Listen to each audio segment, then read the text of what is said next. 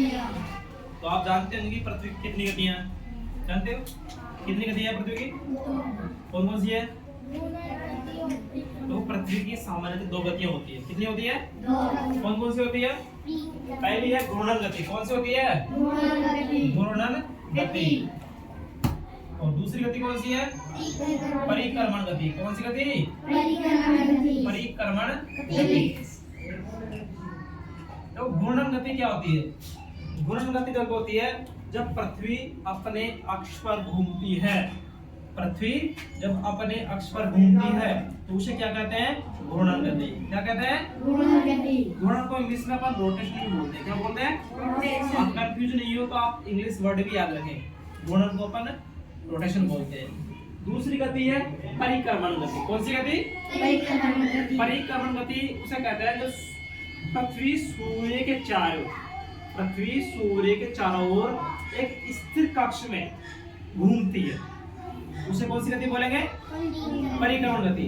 और इस परिक्रमण गति का दूसरा नाम है परिभ्रमण गति। क्या नाम है? परिभ्रमण गति। अरे क्या नाम है? परिभ्रमण गति। इसको इंग्लिश में अपन क्या बोलते हैं? रिवोल्यूशन गति। क्या बोलते हैं? तो रिवोल्यूशन एंड रोटेशन। परिक्रमण गति और परिभ्रमण गति। ठीक है। पृथ्वी की कितनी गतियां हो गई? घूर्णन गति और परिक्रमण गति। दो याद रखना। घूर्णन गति उसे कहते हैं जब पृथ्वी अपने अक्ष पर घूमती है।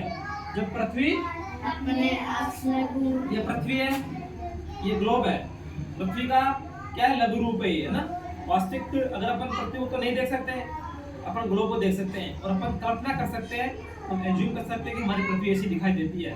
तो ये पृथ्वी अपने अक्ष पर, ये अक्ष है और पृथ्वी का जो अक्ष है ना एक काल्पनिक है। ये है नहीं कि पृथ्वी के बीचों बीच में से कोई लाइन खींची गई है। ये पृथ्वी का अक्ष है और हमारी पृथ्वी झुकी हुई है। क्या है? हमारी पृथ्वी झुकी हुई है। हमारे पृथ्वी 23.5 डिग्री झुकी हुई है अपने अक्ष पर। तो अक्ष क्या है? काल्पनिक है।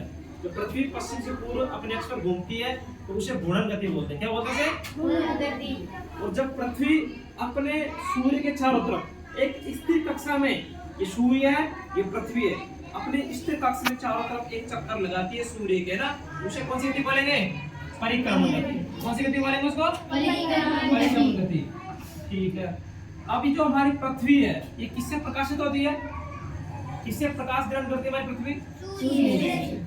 जो सूर्य का जो प्रकाश होता है इस पृथ्वी पर कितना समय लेता है? लगभग 8 मिनट 16 सेकंड का समय लेता है पृथ्वी। ठीक है। जितने भी ग्रह होते हैं सौर मंडल में, सब ग्रह सूर्य से प्रकाशित होते हैं। आगे देखेंगे अपन कि पृथ्वी पर क्या होता है। अब इधर देखो, ये हमारी पृथ्वी है। क्या है? हमारी पृथ्वी। अब ये पृथ्वी कितने डिग्री झुकी हुई है ना? ये झुकी हुई है हमारी पृथ्वी। ठीक है। मैं ऐसा भी चित्र बना सकता था। ये नहीं है हमारी पृथ्वी। हमारी पृथ्वी थोड़ी झुकी हुई है। कितनी झुकी हुई है? 3.5 डिग्री झुकी हुई है। ठीक है ना। अगर इसके बीचों बीच में से अपन ये लाइन खींचेंगे तो लगभग ये आएगी। तो ये जितना कोण बन रहा है ना, ये 23.5 डिग्री कोण बन रहा है। कितने बन रहा है? 23.5 डिग्री का। अरे कितने बन रहा है? 23.5 डिग्री। तो हमारे जो पृथ्वी का जो अक्षीय है तो झुकाव वो कितना? 23.5 डिग्री। कितना है? 23.5 डिग्री। ओके। और इस पृथ्वी के बीचों बीच में से कौन सी रेखा है? भूमध्य रेखा। कौन सी रेखा है? भूमध्य रेखा। अरे कौन सी रेखा है? भूमध्य रेखा। भूमध्य रेखा। अब ये भूमध्य रेखा के बीच में और ये जो कक्ष है इसका, इसके बीच में कोण कितने डिग्री का बनेगा?